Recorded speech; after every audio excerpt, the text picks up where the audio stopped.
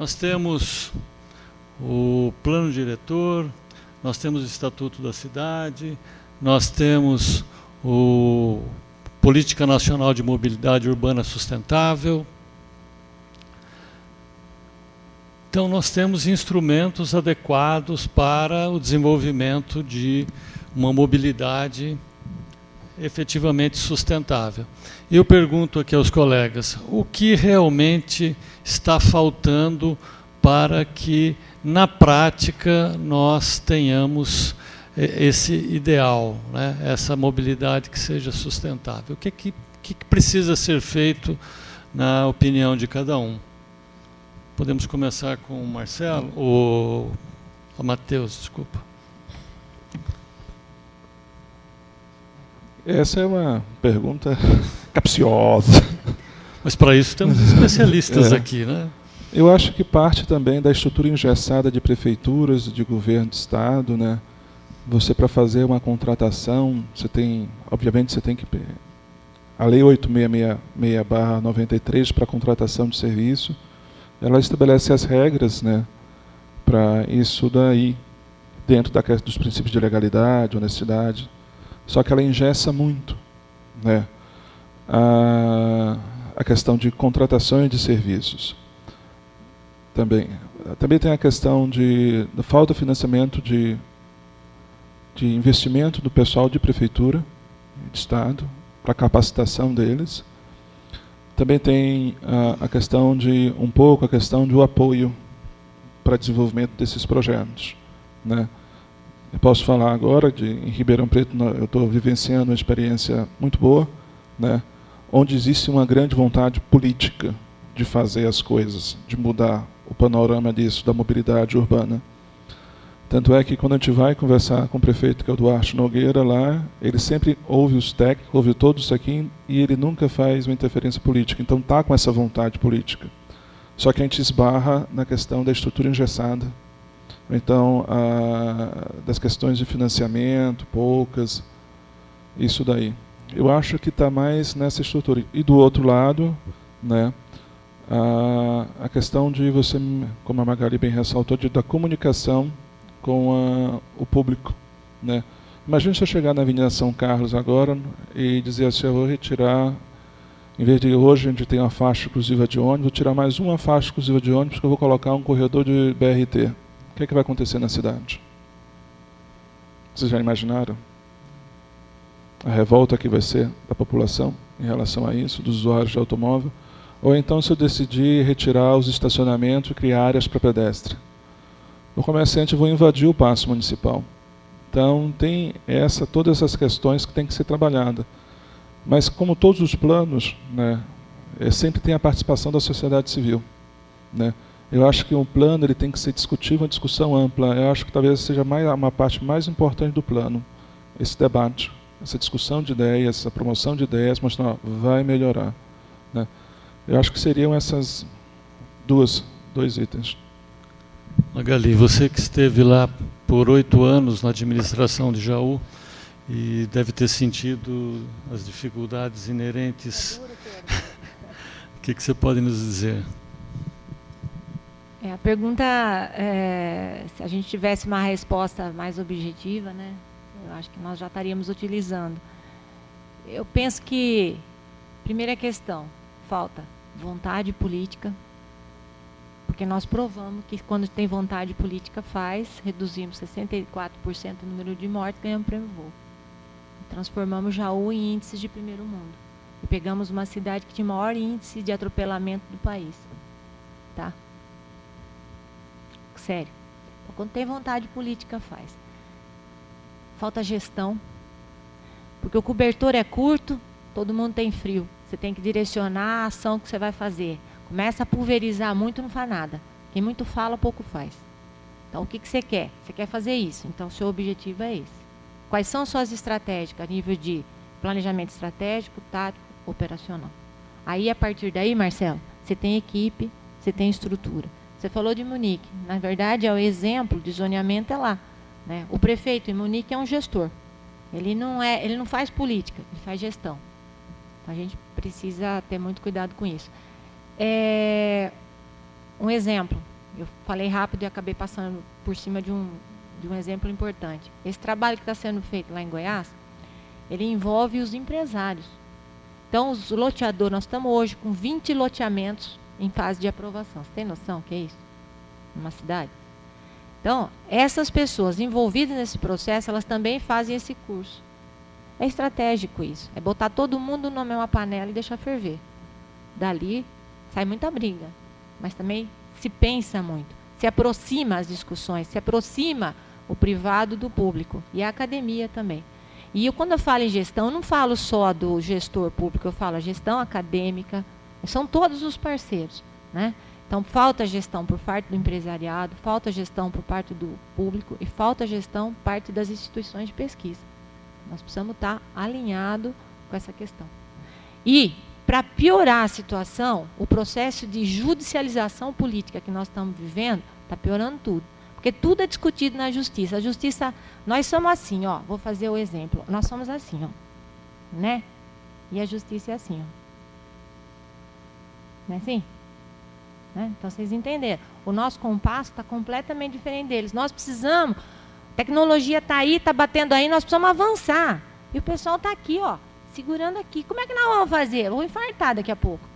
Não é? Então, nós precisamos adotar determinadas estratégias. E eu vou dizer uma coisa para vocês. Por que eu falo que o desafio é a comunicação? Porque quando você tem a população de lado, mesmo o processo de judicialização, ele vai pensar 2 vezes. Porque a população está pedindo, ela está querendo. Então, o político vai ter que ter vontade política, o judiciário vai ter que andar mais depressa, entendeu? Acho que a nossa grande saída é ter a Dona Maria do nosso lado. Buscar, tentar atender essa população, dar força, dar voz para essa população. Não ter essa população como contrária às grandes ideias que nós temos, viu, meu amigo? Não, ela está do nosso lado. Só que o desafio é grande.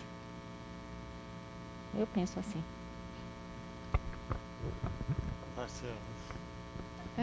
Eu acho que o meu lado é um pouco diferente. Eu não tenho experiência de gestão pública. Eu acho que, para mim, na verdade, o grande desafio é coordenação e integração. Você tem, como o Matheus falou, governos bem intencionados, né? Você tem governos que já conseguem fazer ações dadas as dificuldades de financiamento. Mas a falta de coordenação, justamente por causa da minha vivência em metrópole, quando você vai, na verdade, estudar ou fazer um plano, e também como consultora, passei bastante por isso, quando você chega para discutir um projeto, todas as reviravoltas que ele dá, todas as mudanças que acontecem justamente porque as secretarias não se conversaram, os órgãos não se conversaram, e todo mundo quer impor as suas preferências, eu acho isso muito complicado. Então, para mim, coordenação e integração seria o principal fator que está faltando para essas coisas deslancharem. Com isso, com esse alinhamento, o financiamento fica mais fácil, a implementação fica mais fácil, a comunicação com as pessoas fica mais fácil.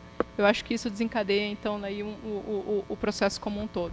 Mas se cada órgão, cada prefeitura, cada ente começar a colocar entraves nesses projetos, a gente nunca vai evoluir.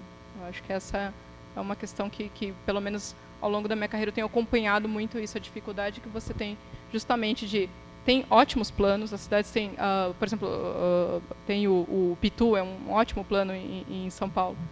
Nada disso consegue ser efetivado devido às mudanças constantes nas prioridades e nas ações, nos governos, e isso nunca vai se concretizando.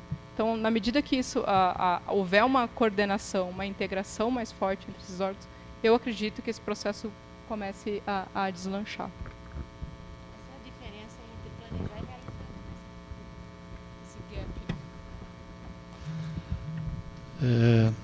Eu trabalhei em 2 momentos a administração de Bauru, né?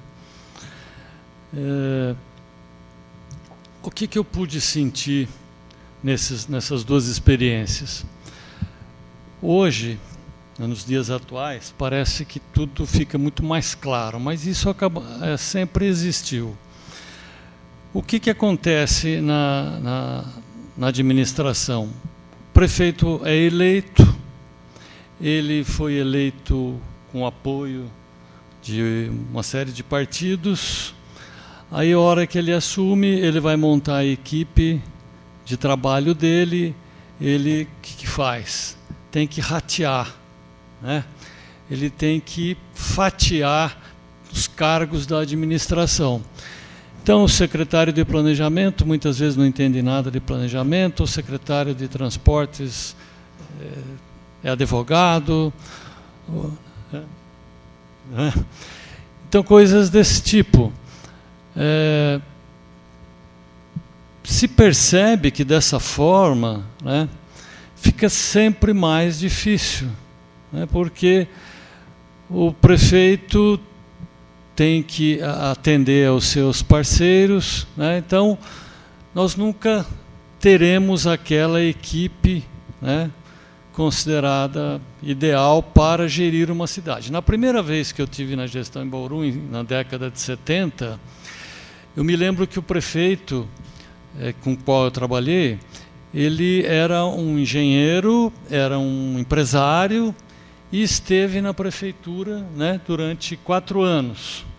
E ele escolheu técnicos, aqueles que eram os melhores na cidade. Fez uma gestão muito boa. Claro que tinha problemas, né, mas você tinha uma equipe capacitada para gerir a cidade. Na segunda gestão que eu trabalhei, na década de 80, final da década de 80 e início da década de 90, já isso não acontecia, né? Então, tudo era muito difícil, porque as pessoas, né, indicadas pelos seus partidos, e a gente vê hoje isso muito claro, né, na administração federal, na administração estadual.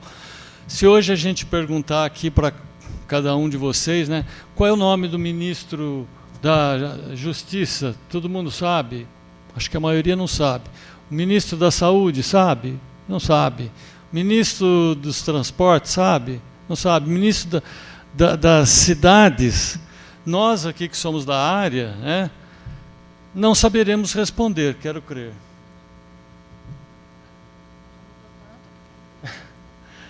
Então, como é que nós, né, vamos fazer essa máquina funcionar, né, se essas pessoas não têm condições de levar à frente a máquina pública, né? Então, acho que esse é um grande problema. A nossa equipe aqui está disponível se a plateia quiser fazer alguma pergunta. Nossas apoiadoras ali, colega. Vamos um de cada vez, depois você.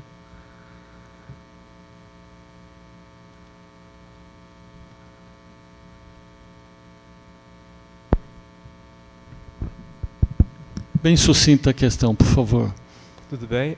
Primeiro, agradecer a apresentação dos membros da mesa. Meu nome é Rodrigo, sou engenheiro ambiental pela Unesp de Rio Claro.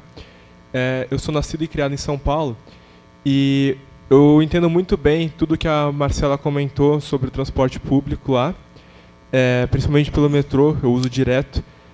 Então eu queria que vocês comentassem um pouquinho, né, como é que vocês veem a expansão do metrô em São Paulo, porque o que eu vejo pessoalmente não é uma integração da linha de metrô, porque são várias redes que levam do ponto A ao ponto B, mas sem nenhuma conexão propriamente dita, né? A pessoa está aqui, tem que fazer tudo uma curva, fazer umas 3 baldeações para chegar onde ela deseja.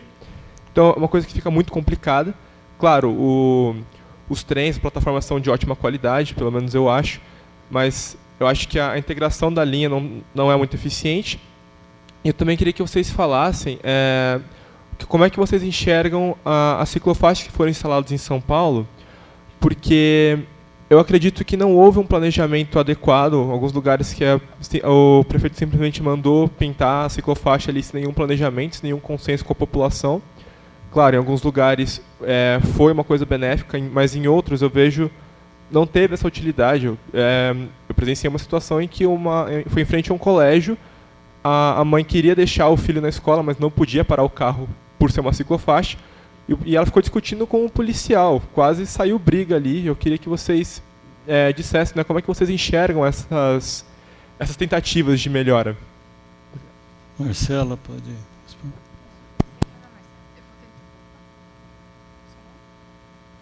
Oi, eu vou tentar ser bem rápida, a sua pergunta é bem complexa. Quando eu mostrei aquela imagem justamente da população espalhada e emprego concentrado, é justamente porque eu acho que, numa situação como essa, transporte de massa é que vai atender. Então, portanto, eu acho que a expansão do metrô é muito bem-vinda, porque é justamente isso. Se a realidade fosse outra, há modos mais adequados, há cidades com outras características, enfim, mas no caso de São Paulo, eu acho que realmente é o mais adequado. Isso que você falou, esse problema do metrô, a expansão dele, digamos, questionar o projeto em si, justamente porque não é pensado na multimodalidade. Eu acho que no momento que comecei a pensar em redes integradas e multimodalidade, tudo isso tende a melhorar. Porque o metrô, ele é um transporte de massa para determinados eixos. Ele tem que funcionar integrado a outros modos. E isso é muito complicado justamente por causa daquela setorização que a gente está falando. Integração tarifária é muito complicada. Apesar de existir em São Paulo, ainda o bilhete metropolitano não conversa com o bilhete municipal, por exemplo. Então, há uma série de limitações ainda de integração física e tarifária, que você bem conhece, que isso precisa ser superado no momento que se pensar na multimodalidade. O metrô não vai resolver os problemas, as ciclofaixas não vai resolver também, mas elas precisam ser pensadas em conjunto. Enquanto isso, essa setorização não for superada e o negócio não funcionar de uma forma multimodal, realmente não vai funcionar. Então, esse é o ponto que eu acho que deveria ser investido justamente nessa maior integração para que isso comece a funcionar melhor.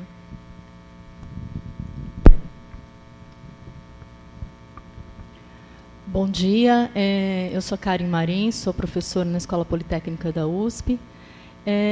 Eu concordo com...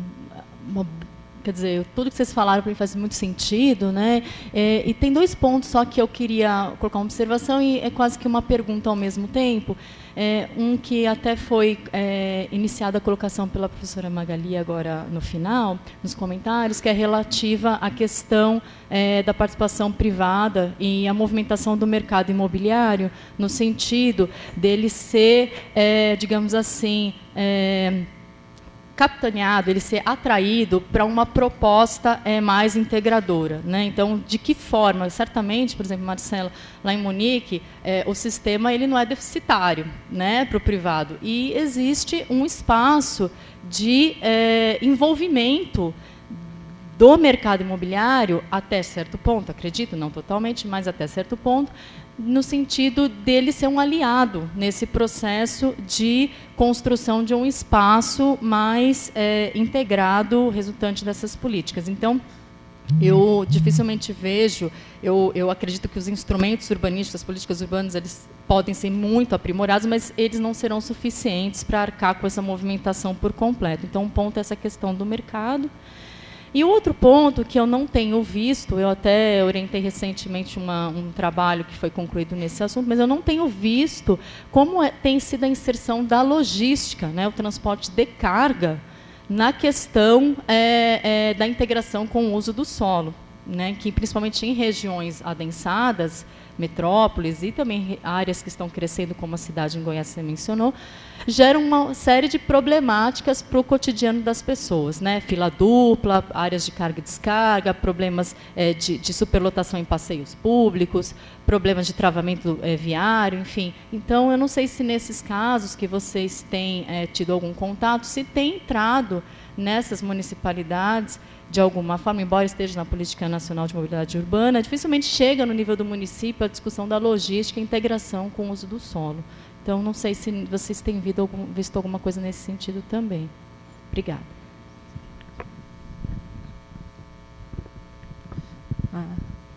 Bom dia. Na verdade, poucas... Está vendo, existe uma lacuna nesse processo.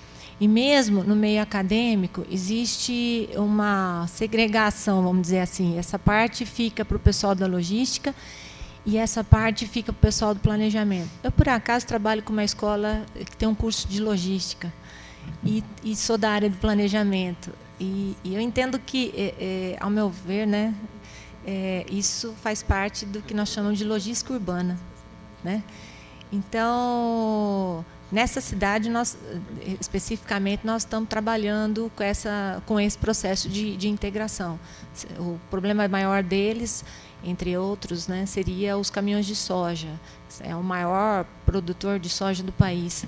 Então, a quantidade de caminhões é muito grande, e aí tem que haver realmente essa integração de planejamento para que se pense o processo de distribuição de cargas em área urbana, né?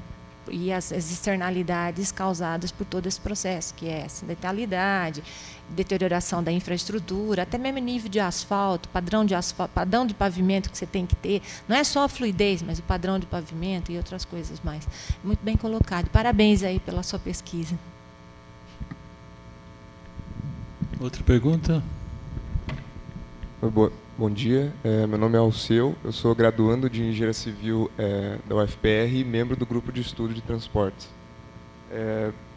Nessa lógica que você comentou, professora Magali, da comunicação, que ela é muito importante, sim, concordo plenamente, e assim, como você acha que as instituições de ensino, as universidades devem se aproximar da mídia para isso, e você acha que existe uma abertura, assim, midiática para a gente conseguir fazer essa comunicação técnica e bem feita, digamos assim?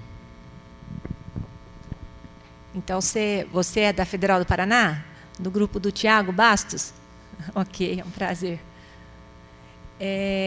Olha, não existe uma fórmula ainda, né? Isso é um desafio, vamos dizer assim, né?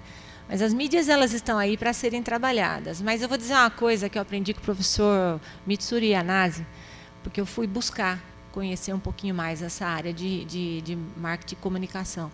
Ele dizia o seguinte: Magali, quando você faz uma obra viária bem feita e quando você consegue se comunicar entre a sua obra e o seu usuário, você está promovendo um processo de comunicação. Tá? Quando você leva a verdade, né, para aquilo que você está fazendo, então, quando você vai fazer a comunicação com a mídia, nas ações que você faz, se ela tiver verdade naquilo, né, até na escolha de quem vai fazer essa comunicação, na forma como você vai estar abordando, você vai estar promovendo mudança. Então, acho que é todo um processo. Então, não é só ferramentas de mídia, como a gente pensa em televisão, rádio, jornal, mas em atitudes, em ações, na verdade, em que o político passa para o seu próprio eleitor. Você imagina, por exemplo, as pessoas não querem mais ser político, né? Elas associam isso a um mau comportamento. Isso é errado.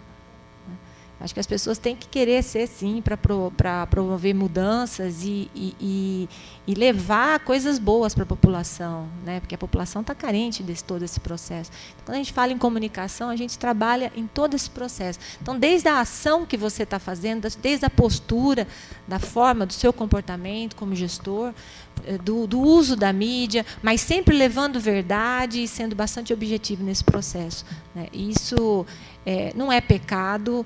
Você querer, por que você quer um sistema seguro, tá? Por que você não pode sentar com o empresário e discutir uma maneira dele fazer um loteamento que tenha mais ou menos uma regra a seguir, né? Talvez vai reduzir quantidade de pavimento, o que é bom financeiramente para ele, né? Mas vai aumentar a construção de rotatórias ou medidas para acalmar o tráfego e vai tornar aquele local mais seguro. E exigir contrapartida, não é vergonha. Tá? Nós sabemos, desculpa se eu vou tocar no ponto aí, mas o problema do processo licitatório em órgão público é um problema absurdo. Né? Quer dizer, essas contrapartidas, elas viabilizam muito o processo, na medida em que o próprio investidor acaba fazendo o certo. Então, eu acho que rompendo essas barreiras, parar com esses preconceitos, né? Não posso sentar com o investidor, não posso conversar com ele, tem que sentar, tem que passar, tem que discutir, tem que abrir todo esse processo de comunicação. Não sei se eu... Próximo. Bom dia, meu nome é Rafael, eu sou aluno de doutorado da Escola Politécnica e eu tenho trabalhado com essa questão de participação popular. Primeiro, do meu ponto de vista, ficou bem latente essa questão do envolvimento tanto do público quanto do privado nessas questões de transporte e de planejamento urbano. A minha questão, na verdade, acho que tanto a professora Marcela, a professora Magali, o professor Matheus têm uma experiência prática bastante significativa, tem uma atuação bastante significativa, Minha questão é de como envolver saberes variados, contribuições sociais, transformar isso em insumos para os técnicos trabalharem com planejamento de transporte e planejamento urbano, e como fazer essa interlocução das pessoas com os técnicos. Não sei se as aplicações práticas que os professores desenvolveram têm alguma percepção nesse sentido, tiveram alguma dificuldade nesse sentido, como é que foi essa experiência? Muito obrigado.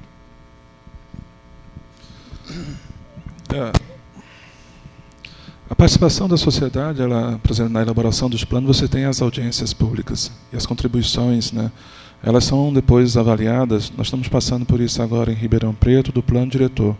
Depois elas são avaliadas por um comitê de várias áreas, né?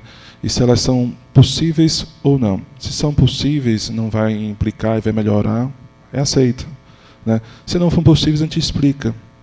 Isso, inclusive, está no processo que está em votação na Câmara hoje. Nós recebemos, acho que mais de 800 contribuições, cada uma delas foram analisadas dentro desse grupo, e foi elaborado um relatório justificando cada uma delas, e algumas foram aceitas, né? No dia a dia da comunidade, o munícipe, o cidadão, ele tem uns canais de acesso, tem o 0800, tem o e-mail, a ouvidoria, né? E eu aqui em São Carlos atendia munícipes, quando eles iam na secretaria, procuravam falar com engenheiros ou com os técnicos responsáveis por implantações, né? As demandas pontuais, né? A gente não precisa correr muito a cidade, né? Os problemas que a gente encontra pela cidade a população traz para a gente. E também a população utiliza muito o seu representante no Poder Legislativo, que são os vereadores, as demandas, né? E os vereadores encaminham ofícios, requerimentos, né, para solicitação de intervenção, né? Mas no trânsito, questões pontuais, né? No transporte coletivo, é mais a questão do atraso do ônibus, mais no ponto de parada. No trânsito é mais a implantação de uma faixa de pedestre, né? Pedido de lombada, eu acho que é campeão em todas as cidades brasileiras. Né, se a gente fosse colocar as lombadas que são solicitadas, né, em Ribeirão Preto nós não íamos ter pavimento liso, é um pavimento totalmente ondulado, né. Então são esses mais faixa de pedestre, semáforos, cruzamentos semaforizados, mas geralmente são demandas que coincidem com as demandas do planejamento, né, do órgão de trânsito. Camila, tem mais?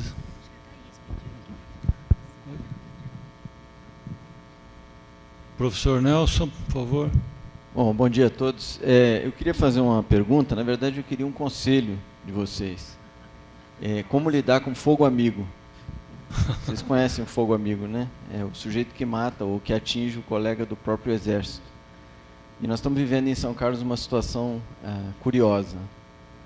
A Magali falou que a gente está tocando para uma plateia seleta, né? Tocando violino para eruditos, coisa e tal, falando sempre para os mesmos, coisa e tal. E agora nós temos um dos nossos na Secretaria de Transportes aqui. O Maurício conhece bem, né? Não é ele, não. E ele quer fazer uma coisa que parece que é dissonante. Ele quer, por exemplo, retomar uma área que era de pedestres para entregar para os carros. A mídia tem me procurado para dizer o que eu acho, e eu tenho fugido da mídia, porque eu não quero falar publicamente contra uma coisa, um amigo pessoal, não, uma pessoa que foi meu orientador. Mas eu falei para ele várias vezes, falei, Coca, você está ficando louco. O que você quer fazer? Você quer abrir o calçadão? Como é que faz isso? Não, a pressão do comércio é muito forte, coisa e tal. E aí, o que a gente faz? Quem que tem uma solução? A Magali, que conviveu bastante com o Coca, como é que a gente resolve isso? Por favor, vocês me ajudem a cidade a resolver esse dilema. Antônio Nelson, primeira coisa que eu falo, tanto eu quanto você fomos orientados pelo mesmo mestre, nós conhecemos. Eu acho que ele é uma pessoa pragmática, né? E uma pessoa muito estratégica. Ele pode acertar e pode errar, ele tem as ferramentas. Eu acho que deixa ele abrir e vamos ver o que acontece, porque ferramenta ele deve ter. Entendeu? É mais ou menos aqui no nosso consenso aqui, ó, deixa ver. Né? Aí você vai ver o que Magali, posso fazer uma colocação? Pode ir. Em relação a isso, Nelson, o caso de Bauru, calçadão de Bauru. Historicamente, toda festa que tinha, né, Dia dos Pais, Dia das Crianças, Natal, etc., o que acontecia? A principal rua da cidade era fechada, né, ao tráfego de veículos. Então, as pessoas trafegavam pela rua e tal, e todo mundo gostava. Mas quando se falava em perenizar aquela atitude, os comerciantes batiam para valer na administração e não queriam. No começo da década de 90, o prefeito, bem democraticamente, fez assim. Na época o comércio fechava a 1h, e fechou o comércio a 1h30 já estavam lá as máquinas e quebraram todo o asfalto da principal rua de Bauru. E, claro que na época não tinha toda essa comunicação que é hoje, né? Quando as pessoas chegaram na segunda-feira para abrir o comércio, estava aquela rua toda em obra, né? Não tinha mais asfalto, não tinha mais nada, máquinas para tudo quanto é lado. Foi aquele fuá, né? Aquele, agora vai fechar o comércio, né? Bom, isso foi em 92. Nós estamos em 2017. Alguém não falaria em abrir para os carros de novo, que iria apanhar. Então, precisa, acho que talvez, ver as experiências por aí, como é que funcionaram, né? Hoje, ninguém fala em abrir o calçadão para automóvel. E não fechou o comércio, nada, né? Professor, Nelson, é o calçadão da General ou do Mercado? Os dois. O General eu sou a favor. Porque a General Osório é uma das poucas vias de ligação, das vias da cidade, que ela tem a extensão. Você já reparou? Ela sai lá da Educativa e chega até a proximidade de Água Vermelha, não é Água Vermelha, perto da Electrolux, da antiga Electrolux. Então ela vai desafogar o tráfego de outras vias. Isso era um projeto, inclusive, discutido na Secretaria há muito tempo. O do Mercadão eu tinha dúvida, mas da General eu acho que vale a pena. É um contrassenso, né? Alguém que defendeu o calçadão. Mas é como vem aquela história das medidas, né? No caso, para resolver um problema de trânsito, o calçadão pode ajudar, né? E aí depois você parte para uma política mais ampla, talvez de restrição de uso do automóvel e tudo mais, tá?